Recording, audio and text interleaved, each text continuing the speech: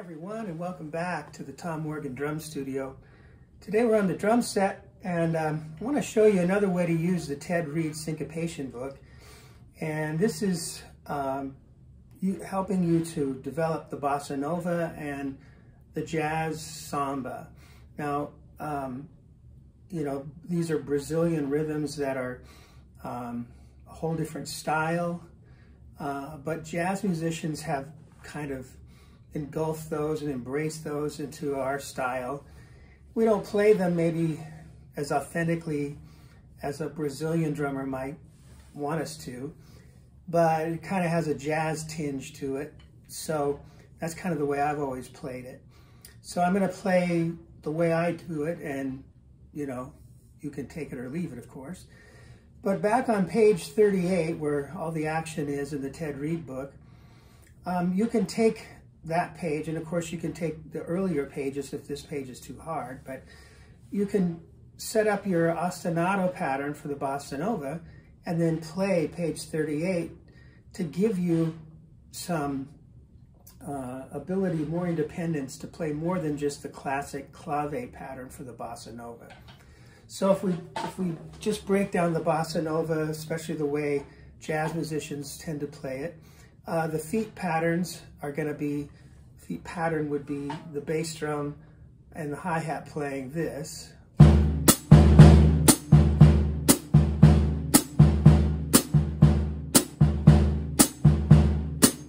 Okay. Now, I'm not playing the bass drum very loud, but I've noticed when it comes across through my phone, it's louder than the way it is in the room. So it shouldn't be, the bass drum should not draw your attention. It shouldn't be really heavy. It should be light. The Bossa Nova is kind of a light feel. So, and remember, whenever you're playing a Brazilian rhythm or an Afro-Cuban rhythm, what you're really doing is taking the drum set and you're trying to copy what a whole section of Afro-Cuban or Brazilian drummers would be doing. So, you know, when I add the ride cymbal, maybe I'm adding something that would approximate what the maraca player would play. So I might add the eighth notes on the ride cymbal.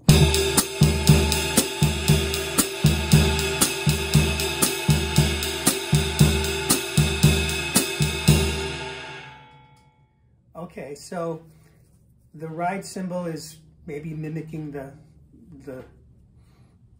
maracas. Who knows? Now, the classic clave pattern that you'd play would be the, you know, normally I play like a son clave, either a 3-2 or a 2-3, meaning that I would go 1, 2, 3, 1, 2, 1, 2, 3, 1, 2, or the reverse of that, a 2-3, 1, 2, 1, 2, 3, 1, 2, 1, 2, 3. So if you put that with the feet and just everything, it's going to sound like this. 1, 2, ready, go.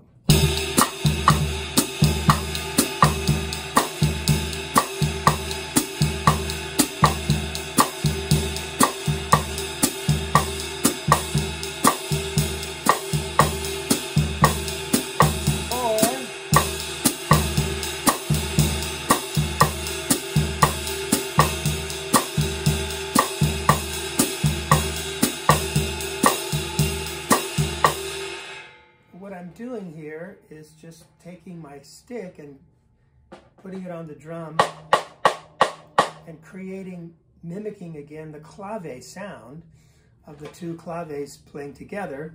I'm trying to create that effect. And you can, by moving your stick up and down, you can change the pitch of the clave sound. And so I just kind of intuitively find the sweet spot, which is for me right here. If it were too far in, I wouldn't like that sound. If it gets too far out, then I don't like that sound. So this seems to have the most resonance, so that's where I experiment until I find that. Okay, and as you're learning just the basic bossa nova, that presents a independence issue that you have to conquer. I mean, you have to be able to play the clave pattern over the top of the feet.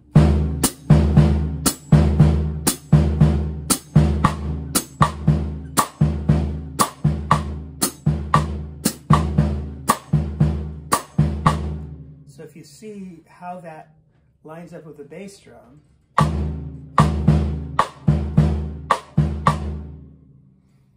you know, sometimes you're with the bass drum, sometimes you're not with the bass drum. So that takes some time. One thing I would do if you're just learning this and you're struggling with just getting the basic, you can write it out and line up all the notes so you can see the clave pattern and the bass drum pattern and where they play together and where they play separately. And once your brain kind of figures that out and what that feels like, then it becomes second nature. You can also go back earlier in the book and you can play some of the simpler rhythms as a clave type pattern. So you could just do something like this.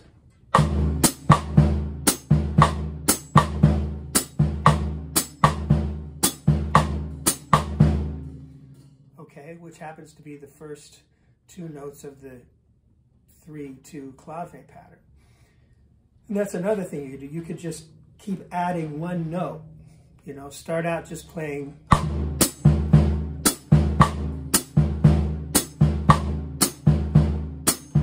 you can do that. And the next one. And the next one. Sorry.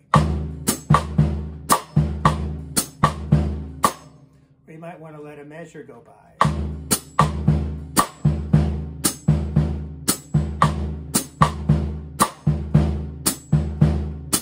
And so forth. And just build it note by note. So that's, I think, the first step is just get to where you can play the basic clave pattern. But a jazz musician gets bored just playing that same clave pattern. So we like to start to interact, very similar to when you're playing swing feel and you want to comp with your left hand. You don't want to just whack on 2 and 4. You want to interact with what's going on musically. Well, the same thing is true here. So I want to be able to play something like this. 1, 2, 3, 4.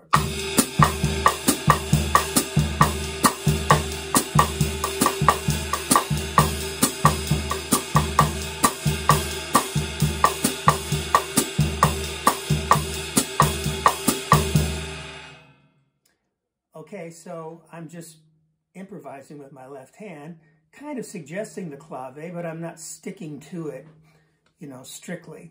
So how do I get to where I can do that? Well, here's where 38 comes in the Ted Reed book.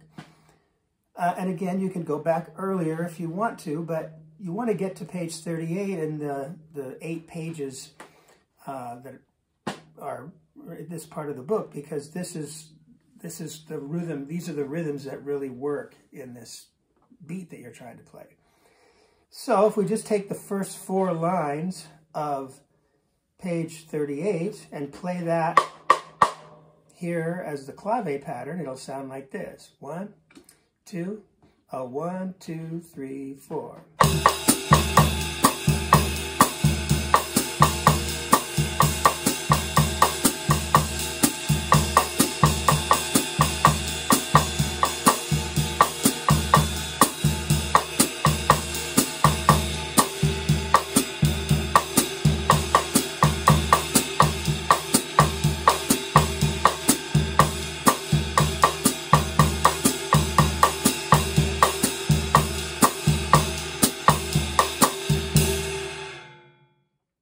Okay, so that sounds kind of cool. Notice that I'm not just playing it dead. I'm not just, you know, just playing it all one volume. I'm kind of adding some accents, implied accents or agogic accents into what I'm doing. So I'm kind of doing any quarter note on the offbeat In fact, quarter notes in general, I kind of tend to accent, I guess.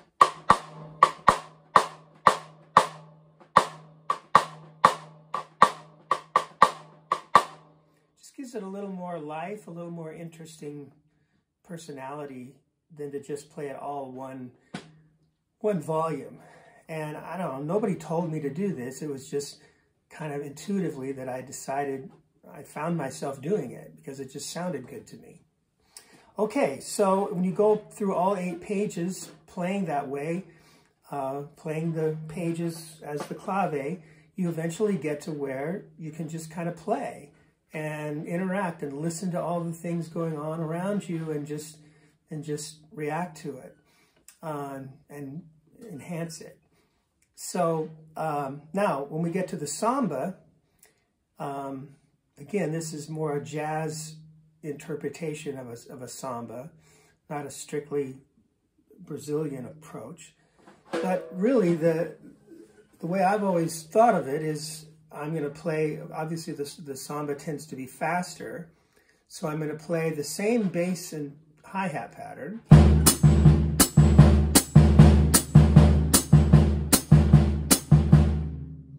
Okay, so nothing new there. I'm going to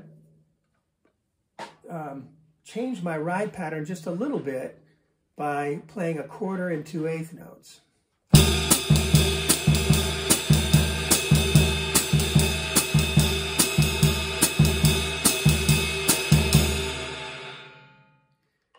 Okay, so I'm able to do that. Now, of course, I could play the clave pattern, the same clave pattern, and it would sound like a samba. 2, 1 and 2 and.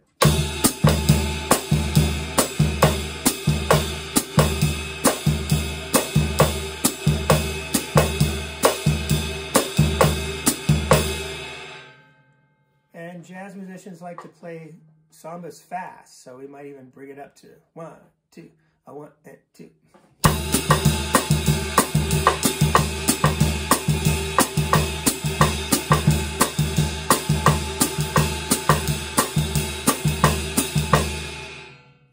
Okay, so, and the question often arises, how do you play the bass drum, you know, especially if you're really grooving on a samba? How do you keep that going?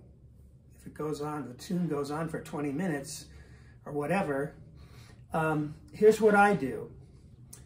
I tend to play heel down 99% of the time.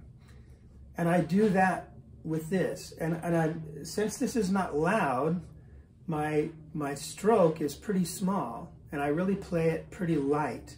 The last thing you want to do is have a really heavy, you know, goom, goom, goom going on. It's going to interfere with what the bass player is doing. If my foot gets tired, I can go up on my toe, lift my heel up, and do it that way for a while. And when that gets tired, when my foot's rested, then I put my heel back down and do it the other way. But that would be kind of in extreme cases. Normally I just play with my heel down and I just try to relax and, you know, use the minimum amount of energy I can get away with to make that happen. And I find that when I'm playing, if I'm thinking about the music, my mind just kind of doesn't worry about what my foot's feeling like. I just kind of play and, you know, I don't, unless I start thinking about it, then I go, oh man, I'm getting tired. Well, no, you're not. Just don't think about it. Just let it happen. So I can use the Ted Reed book here to play and work on getting independence here. Now, the only change is 2 changes. I'm going faster and I'm playing this modified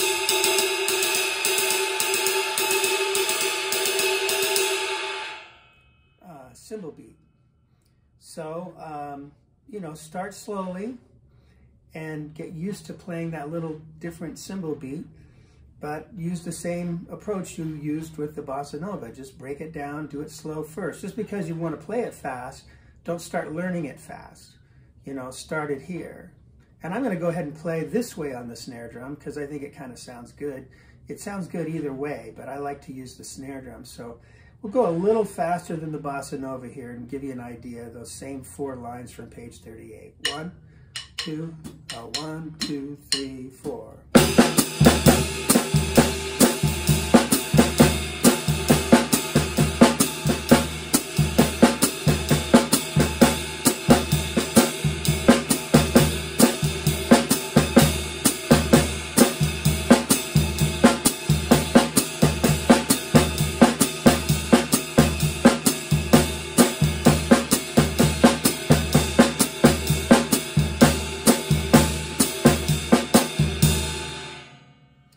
Okay, and so you want to do all 8 pages like that. Work on getting it a little faster maybe. 1, 2, 1, 2, 3.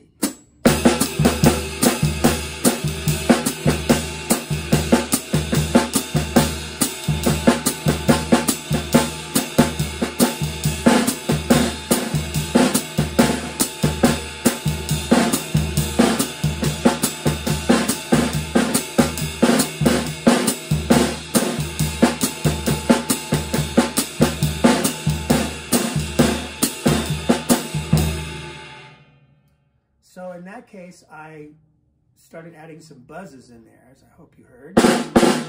Mostly on quarter notes, on offbeat quarter notes, but sometimes on downbeat quarter notes too.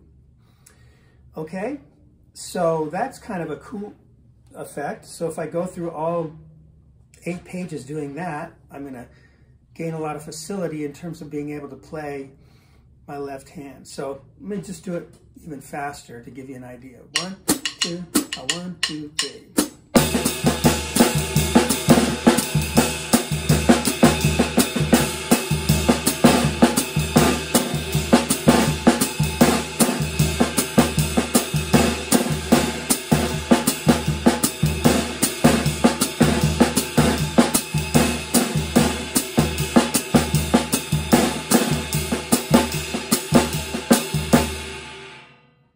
So, I'm able to just improvise now because of practicing these rhythms in the Ted Reed book. And then, and here is the Ted Reed book. I got it right here. So, you can also practice playing it where you play your hands in unison. So that kind of sounds good as a different texture if you want to change things up when you're playing maybe behind a different soloist. You can do something like this. 1, 2, 1, 2, 3.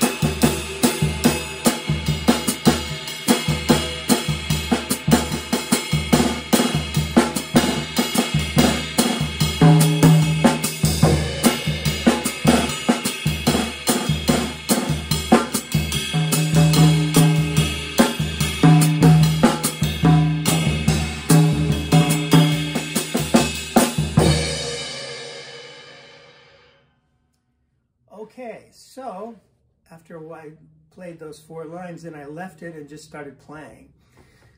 And that's your ultimate goal, is to gain the freedom to just play and be free about it and not be locked into any one rhythm. And if you vary your ride cymbal pattern a little bit, it's great. I mean, there's no reason to feel like you have to be locked into any one thing. Let your ears tell you what to do. Okay, so hopefully that gives you some ideas about how to use the Ted Reed book in this context to develop kind of a jazz samba, jazz bossa nova effect. If you like this video, like it please. Click the like button. Subscribe to the channel, that really helps me out.